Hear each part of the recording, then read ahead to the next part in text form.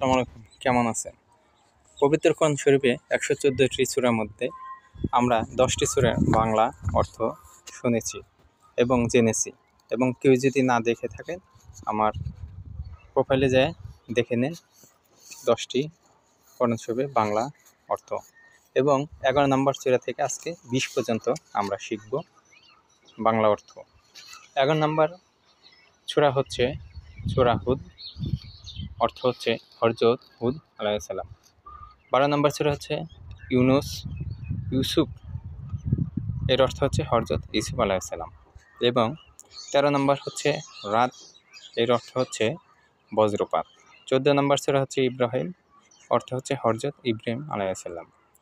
15 নম্বর হচ্ছে হিজাব, অর্থ হচ্ছে পাথরের পাহাড়। এবং 16 নম্বর হচ্ছে নাহল, এর অর্থ হচ্ছে মৌমাছি। 17 নম্বর সূরা হচ্ছে বানী ইসরাইল, এর অর্থ হচ্ছে ইসরায়েলের বংশধর।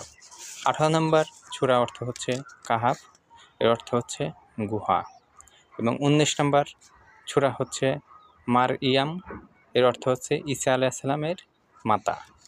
এবং 20 নম্বর সূরা হচ্ছে তাহা, এর অর্থ হচ্ছে দুটি আরবি হরফ। সবাই ভালো থাকবেন, সুস্থ থাকবেন।